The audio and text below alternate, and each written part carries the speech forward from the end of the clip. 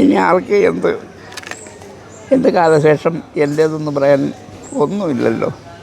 മരിച്ചെങ്കിൽ തന്നെ ഇത്രയും ഇവളെൻ്റെ ഉള്ളു എന്തിനു വേണ്ടി ഞാൻ ഓരോന്നും ഓർക്കും. ഇത് അവൾക്ക് ഞാൻ ഇനി ആർക്കും വിളിക്കണം, ഈ ഫോണെടുത്ത് വിളിക്കും, ഇപ്പോഴും വിളിക്കുമ്പോൾ ആദ്യം അറിയാതെ പ്രസ് ചെയ്ത് വന്നത് മോളുടെ നമ്പറാണ്.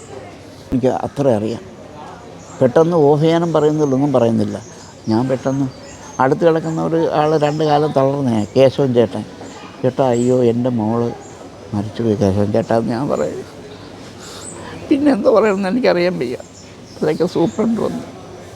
TV വാർത്ത കണ്ടുകൊണ്ടിരിക്കെ സ്വന്തം മകളുടെ മരണവാർത്ത അറിയുക ഏത് പിതാവിനാണ് താങ്ങാനാകുക? കൊല്ലം കുണ്ടറ സ്വദേശി മേരിസൺ ഇത്തരമൊരു ദുർവിധി നേരിട്ടറിഞ്ഞ ആളാണ്. തൻ്റെ മനസ്സും ശരീരവും നിശ്ചലമായി പോയ അവസ്ഥയായിരുന്നു അതെന്ന് മേരിസൺ പറയുന്നു. സംഭവത്തിന് തലേ ദിവസവും രാത്രി ഫോണിൽ വിശേഷങ്ങൾ പങ്കുവച്ച മകളാണ് നടുറോഡിൽ പൊള്ളലേറ്റു മരിച്ചു എന്ന വാർത്ത കേൾക്കുന്നത്. മേരിസണിൻ്റെ ജീവിതത്തിൽ ഇത് മാത്രമായിരുന്നില്ല നീറുന്ന വേദന. സർക്കാർ ഉദ്യോഗസ്ഥനായിരുന്ന മേരിസൺ മലപ്പുറം മഞ്ചേരിയിൽ ജോലി ചെയ്യവേ തൻ്റെ പ്രിയപ്പെട്ട ഭാര്യയെ നഷ്ടപ്പെട്ടതായിരുന്നു തുടക്കം. പിന്നീട് മകൾക്ക് വേണ്ടി ആ ജീവിതം ഒഴിഞ്ഞുവെച്ചു. അങ്ങനെയിരിക്കെയാണ് അടുത്ത അപകടം തേടിയെത്തുന്നത്. അന്നൊരു ഞായറാഴ്ചയായിരുന്നു. ഞാനൊരു 4:30 വന്ന് ഒരു ഓട്ടോറിക്ഷ വിളിച്ച് കൊണ്ടുവന്ന് അവിടെ നിന്ന്. അന്ന് BJPയുടെ ഹർത്താലായിരുന്നു. അതുകൊണ്ട് 6 മണി വരെ 6 to 6 ആണ്. കൊണ്ടുവന്ന് റെയിൽവേ സ്റ്റേഷനിൽ വന്ന് 6 മണിക്ക് 5:45 ട്രെയിനുള്ള 5:50. അത് കാത്തുനിന്ന ട്രെയിനിൽ കയറിയിട്ട് കൊല്ലത്തിറങ്ങി. പുറത്ത് പോയി ചായ കുടിച്ച് വന്ന് പതുക്കെ പോകാൻ കരുതി. തിരുവനന്തപുരത്ത് തിരുമലയാണ് പെങ്ങൾ താമസം. അവിടെ ഒന്ന് പോകാൻ കരുതി. ഞാൻ റിട്ടയർ ചെയ്ത് വന്ന് നിൽക്കുന്നേ, അത് ഫ്രീ ആയിട്ടങ്ങ് പോകാൻ കരുതി. അങ്ങനെ പോകാനായിട്ട് കൊല്ലത്തുനിന്ന് റെയിൽവേ സ്റ്റേഷനിൽ നിന്ന് ട്രെയിൻ വിട്ട് നിങ്ങൾ അതുവഴി പോവുകയോ ചെയ്യുമ്പോൾ കാണാൻ പറ്റും. ഒരു ട്രെയിനിങ് ഉണ്ട് നല്ലോണം. ഇപ്പം നമ്മൾ ട്രെയിനിൽ നിൽക്കുമ്പോൾ ഫോൺ വന്ന് സംസാരിക്കുമ്പോൾ ഇത്ര അറിയുന്നില്ലല്ലോ. ട്രെയിനിങ്ങാണ്, ട്രെയിനാണ്, വീടൊന്നും നമ്മൾ പ്രതീക്ഷിക്കുന്നില്ലല്ലോ. ആ ട്രെയിനിങ് വന്നപ്പോൾ ട്രെയിനിങ്ങിന് ഇറങ്ങി വന്നപ്പോൾ ഇങ്ങനെ പിടിച്ചാൽ നിന്ന് എൻ്റെ കൈ വിട്ടുപോയി. വെയിറ്റ് നല്ല വെയിറ്റ് ഇല്ല. 2 കൈയും വെച്ച് പിടിച്ചാലും മറിയുന്നതാണ്. ഈ കൈ വിട്ടു. അമ്മ അത് ഞാൻ ഇത്രയും പറയാൻ അറിയാം. 2 കാലും കൈയുടെ ഭാഗവും നഷ്ടപ്പെട്ട ട്രെയിൻ അപകടശേഷം മകളെ സഹോദരിയുടെ വീട്ടിലാക്കി മേരിസൺ ഗാന്ധി ഭവനിലേക്ക് താമസം മാറ്റി. ഇവിടെ കഴിഞ്ഞു വരവെയാണ് മകളുടെ ദുര്യോഗം. ഗാന്ധി ഭവനിൽ നിന്നിട്ട് 4 വർഷം.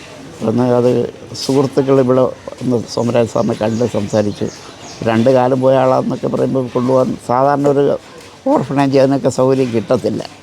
പൈസ അമ്മച്ചി മരിക്കുന്നതിന് മുമ്പ് അമ്മച്ചിക്ക് അയച്ചു കൊടുക്കുമായിരുന്നു അവിടെ വെച്ച്. പിന്നെ വന്നു കഴിയുമ്പോൾ ഇത് അമ്മച്ചി അവിടെ നിന്ന് തന്നെ മോളെ വിളിപ്പിക്കും. അമ്മച്ചി പൈസ കൊടുക്കും. അപ്പോൾ അയച്ചു കൊടുക്കുന്ന പൈസ എന്ന് കൊച്ചിന് പൈസ അവിടെ വീട്ടിൽ കൊടുക്കാം, നിൽക്കുന്ന വീടില്ലേ. അത് കഴിഞ്ഞൊക്കെ വന്നതിന് ശേഷം കൊച്ചിന് 69% മാർക്ക് +2-നുള്ളായിരുന്നു. അപ്പോൾ അന്നേരം BSc നഴ്സിങ്ങിന് കിട്ടാതെ വന്നു. അങ്ങനെ പോസ്റ്റ് GNM കോഴ്സിന് 3 വർഷത്തെ പോയി, അത് പാസ്സായി. ഇപ്പോൾ കഴിഞ്ഞ് പോസ്റ്റ് BScക്ക് അവിടെ നമ്മളെ കോട്ടയം ഹോളി ക്രോസ് ഹോസ്പിറ്റലിൽ അഡ്മിഷനായി. എല്ലാം നടന്ന് 35,000 രൂപ അടച്ച് ഈ നവംബർ 1-ാം തീയതി സംഭവിക്കുന്നതിന് 4 ദിവസം മുമ്പ് 1-ാം തീയതി അവിടെ പോകാൻ വരുന്നതാണ്. സ്കൂളിലും ഹോസ്റ്റലിൽ അഡ്മിഷൻ്റെ ഫീസ്. അപ്പോൾ ബാക്കി പൈസ വേണ്ടത് ഞാൻ റിട്ടയർ ചെയ്തപ്പോഴുള്ള കുറച്ച് പൈസ ഉണ്ടായിരുന്നത് 1 ലക്ഷം രൂപയ്ക്ക് അടുത്ത് ഇരുന്നതാണ്. മകളെ സ്ഥിരം ഇപ്പം ഇവിടെ നിന്ന് രാത്രി ഞാൻ വിളിക്കും മോളോട് വിശേഷം പറയും. ഈ പറയപ്പെട്ട ദിവസത്തിൻ്റെ തലേന്ന് ഒക്ടോബർ 26-ാം തീയതി മോളെ വിളിച്ച് സംസാരിച്ചപ്പോഴും യാതൊരു ഭാവഭേദവും ഉള്ള ലക്ഷണത്തിൽ ഒന്നും സംഭാഷണം കാണാൻ കഴിഞ്ഞില്ല.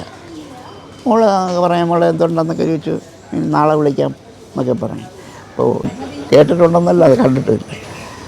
ഇനി വരുമ്പോൾ പപ്പായ്ക്ക് മാറ്റേണ്ടവരാ എന്ന് പറയുന്നത് ലാസ്റ്റ് സെൻറ്റൻസ്. ഇനി ഞാൻ വരുമ്പോൾ പപ്പായ്ക്ക് ഒരു ബുദ്ധി മാറ്റേണ്ടവരാ, ഞാൻ മറക്കരുതെന്ന് പറയും. ഇത്രയൊക്കെ പറയും.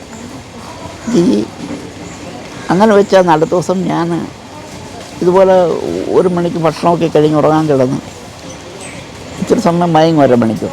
അത് 4 മണിക്ക് എഴുന്നേറ്റ് മയങ്ങിയതേ ഉള്ളൂ. 4 മണിക്ക് എഴുന്നേറ്റ് ചായ കൊണ്ടുവന്ന് ചായ കുടിച്ചിട്ടങ്ങനെ ഇരുന്ന് TV ഉണ്ട്. അപ്പോൾ TV എപ്പോഴും വയ്ക്കത്തില്ല, വൈകിട്ട് മാത്രമേ വയ്ക്കത്തുള്ളൂ. TV ഒന്ന് ഓൺ ചെയ്യാൻ അടുത്തുനിന്നാണ്ടിരിക്കാൻ പറയാം. ഞാൻ ഓൺ ചെയ്യാൻ പറയാം. ഓൺ ചെയ്ത് 1, 2, 3 ഇങ്ങനെ ഓരോ വിവരങ്ങൾ പറഞ്ഞിട്ട് അവർ സൈഡ് ഫ്ലാഷ് ബാക്ക് പോലെ കാണിക്കത്തില്ലേ, അങ്ങനെ കാണിച്ച് മൂന്നാമത് പറയുന്നു കൊല്ലം കുണ്ടറ പടപ്പക്കര. പെട്ടെന്ന് ഇങ്ങനെ നോക്കി, ഇങ്ങനെയൊക്കെയാണ് TV. പടപ്പക്കര ഫാത്തിമ ജംഗ്ഷനുണ്ട്, ബസ് സ്റ്റോപ്പാണ്. ഫാത്തിമ ജംഗ്ഷനിൽ ഇന്ന വീട്ടിൽ ഇന്ന ആളുടെ മകൾ സൂര്യ എന്ന വീട്ടിൽ വിളിക്കുന്നു. സാന്റ മേരി എന്നാണ് പൂർണ്ണമായ പേര്.